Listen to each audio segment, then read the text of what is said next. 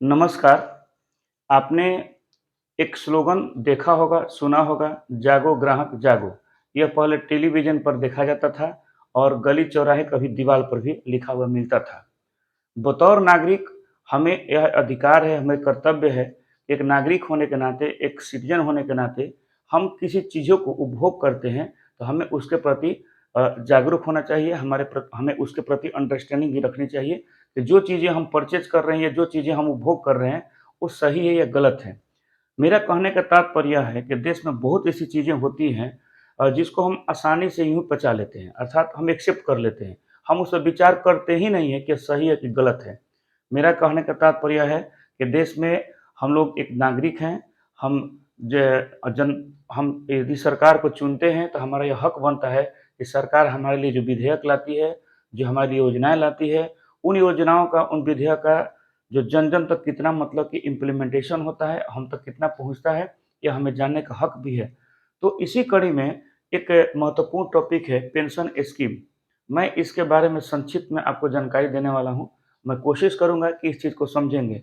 वैसे इस टॉपिक को बहुत कम लोग विचार करते हैं, क्योंकि हम एक आम नागरिक होने के नाते या एक पेंशन भोगी होने के नाते, एक एम्प्लॉयी होने के नाते, इन चीज़ों पे यदि विचार नहीं करते हैं, तो कहीं न कहीं हम खुद के साथ कहीं न कहीं चीट कर रहे होते हैं। कहने का तात्पर्य है कि इन चीज़ों को समझते हैं, इसके बाद आपको समझ में आएगा कि मैं ऐसा बात क्यों बोल रहा हूँ। जैसे हम लिखे हैं पेंशन स्कीम, आप जानते होंगे कि पहले जो भी हम एक एम्प्लॉयी होते थे जो जीवन भर कार्य करते थे सरकार के सेवा में जाकर के चाहे 10 साल हो, 15 साल हो, 20 साल हो, 30 साल हो और इस सेवा के उपरांत जो सेवानिवृत्ति होती थी 60 साल के बाद या 62 साल के बाद या 65 साल के बाद, उसके बाद एक निश्चित रूप से हमें पेंशन के रूप में मिलता था, जिससे हम अपना जीवन निर्वाह किया करते थे।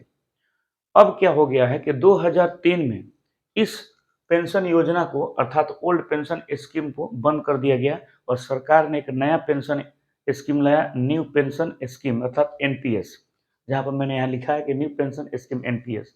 इसको समझने की आवश्यकता है कि सरकार ने ऐसा क्यों किया। सरकार का कहना है कि ओल्ड पेंशन स्कीम के कारण जो आर्थिक बोझ आ रहा है, आर्थिक संकट आ रहा है। तो खैर इस पर तो हम विचार करेंगे कि आखिर कितना आर्थिक बजट बढ़ रहा है, कितना मतलब कि उस तरह का परेशानी हो रहा है सरकार को राजस्व में।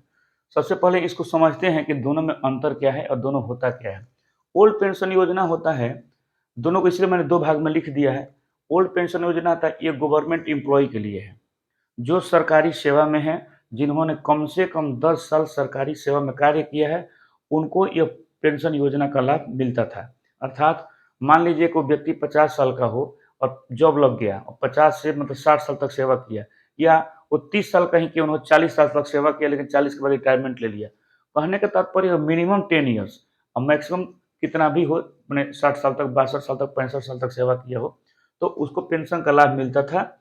लेकिन जो न्यू पेंशन स्कीम है, इसमें क्या होता है कि गवर्नमेंट एम्प्लॉयी को ही मिलता है और अन्य को मिलता है। शुरू-शुरू में 2004 में न्यू पेंशन स्कीम को लाया गया, जिसके तहत ओल्ड पेंशन का मतलब कि विकल्प के रूप में इसको चुना गया और ये सिर्फ़ सरकारी एम्प्लॉयी के लिए मतलब कि होता था। लेकिन 2009 में इस प्रावधान में थोड़ा परिवर्तन किया गया और ये सबके लिए ओपन किया गया कि कोई भी इस पेंशन स्कीम का लाभ उठा सकता है। तो उसमें अदर व्यक्ति भी जो 18 से 60 साल की एज का हो, यह इसमें इस स्कीम का फ़ायदा उठा सकते हैं। तो उनको क्या करना होता था कि अब आगे हम बढ़ते हैं। अब इसमें क्या है ओल्ड पेंशन योजना में कि जो भी पेंशन मिलता कितना था कि मान लीजिए कि जो जब रिटायर होते थे, तो जो भी उनको वेतन मिलता था उसका कम से कम 50% अर्थात मान लीजिए कि किसी व्यक्ति का 70,000 रुपया वेतन मिलता है, वो अंतिम पड़ाव में मतलब रिटायरमेंट के समय और 70,000 रुपया तक उनको वेतन मिला, वो रिटायर कर गए। तो उनको मिनिमम मतलब 35,000 रुपये जीवन के अंत तक हर महीने पेंशन का लाभ मिलता था। यहाँ पर क्या है और इस साथ में इसको डीए में जो वृद्धि होती है सरकार की तरफ से साल में 2 बार मतलब हर 6 महीना पर उसका भी लाभ मतलब कि ओल्ड पेंशन योजना में मिलता था। लेकिन यहाँ पर क्या है न्यू पेंशन योजना में कि जितना भी डिपॉजिटेड किया गया अमाउंट, जो भी अमाउंट एम्प्लॉयी के द्वारा डिपॉजिट किया गया, उसके अकॉर्डिंगली मतलब कि अमाउंट कुछ मिलेगा। जैसे मान लीजिए कि उसने जो भी अमाउंट डिपॉजिट किया और सेवानिवृत्ति के बाद जो भी अमाउंट जमा हुआ है, उसका मतलब कि 60% एक एम्प्लॉयी मतलब डिडक्ट कर सकता है, विथड्रॉ कर सकता है और जो 40% अमाउंट रिमेनिंग अमाउंट जब उसमें रह जाता है, उसी का पेंशन सरकार जो है एम्प्लॉयी को देती है रिटायरमेंट के बाद। यहाँ पर क्या होता है ओल्ड पेंशन योजना में कि एम्प्लॉयी के द्वारा किसी भी तरह का उसमें कंट्रीब्यूशन नहीं किया जाता था। वो सरकार खुद उसमें पैसा जमा कराती थी और उसी को मतलब कि पेंशन के तहत माने एम्प्लॉयी को रिटायरमेंट के बाद देती थी।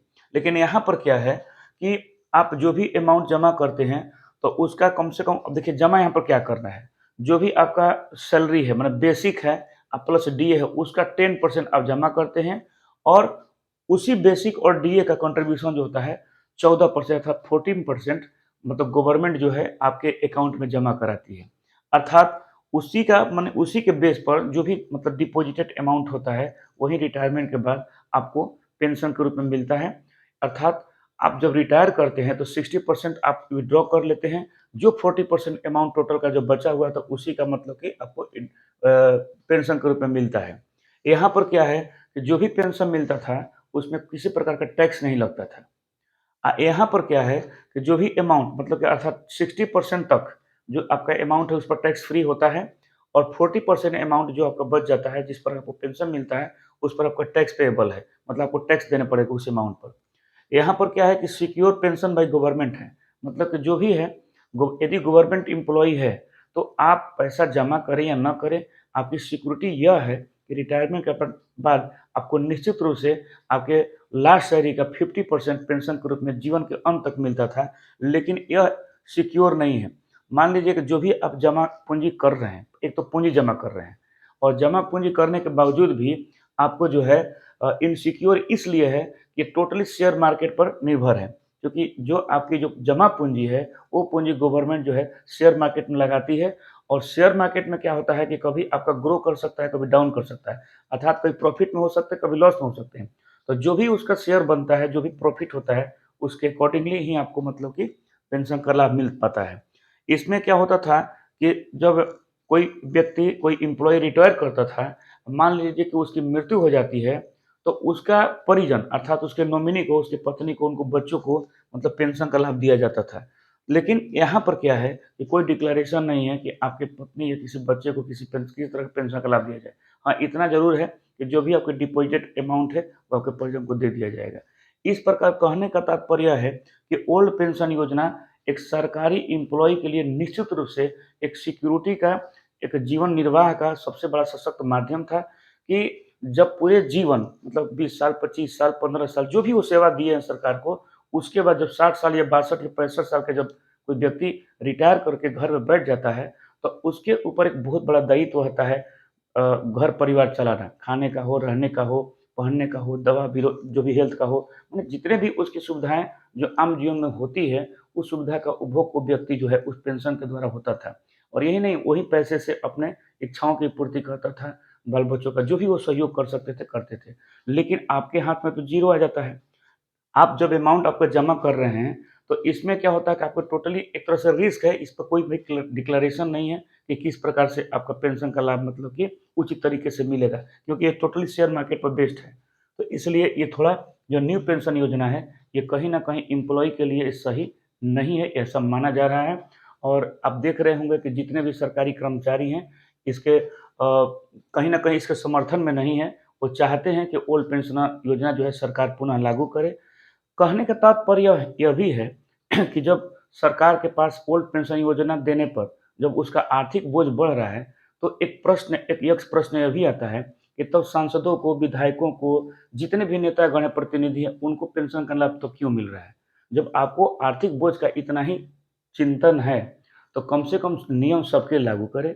फंडामेंटल राइट्स के तहत सबको समान अधिकार, समान कर्तव्य, सब योजनाओं का जो लाभ है, सबको समान रूप से मिलना चाहिए। तो फिर अपने लिए वो पेंशन क्यों रखे हैं? सांसद हो, 1 दिन भी सांसद, 2 दिन भी सांसद बनते हैं, तो आपको पेंशन लेते हैं। आप 1 दिन भी विधायक बन जाते हैं, एक 5 साल के विधायक बनते हैं, आपको पेंशन मिल सकता है। सारी सुविधाओं की सुविधा मिलती है। तो फिर ये तो गलत है ना?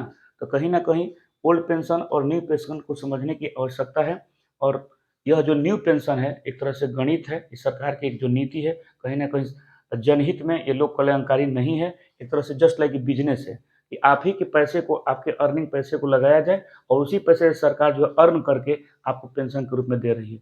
तो ऐसा कुछ विशेष प्रावधान तो नहीं है कि सरकार आपके लिए बहुत ज़्यादा कर रही है, जैसा कि हम लोग समझते हैं इस चीज़ को। हो सकता है गलत हो सरकार इसमें क्या कर रही है, लेकिन जो सच्चाई है अभी यही है कि न्यू पेंशन लागू करके 2004 से सरकार जो है कहीं न कहीं सरकार एम्प्लॉयी के साथ एक सॉफ्ट कॉर्नर नहीं अपना पा रही है।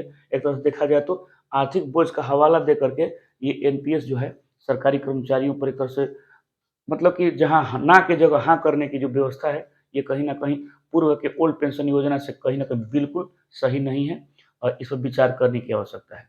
तो इस प्रकार से मेरे समझ से जो भी मुझे संक्षिप्त में लगा, मैंने ये आपको बताने का अपने तरफ से एक्सप्रेस करने का प्रयास किया। मैं कोशिश करूँगा कि ऐसे मुद्दे, ऐसे टॉपिक मैं बीच-बीच में ला करके अपने तरीके से रखूँ ताकि आप समाज में जागें, समझें और उसके प्रति उत्तरदायी हो सकें, रिस्पॉन्सिबल हो सकें ताकि एक अच्छे समाज, एक अच्छे राज्य, एक अच्छे राष्ट्र की कल्पना की जा सके। बहुत-बहुत धन्यवाद। पुनः मिलते हैं हम लोग नेक्स्ट वीडियो में। धन्यवाद।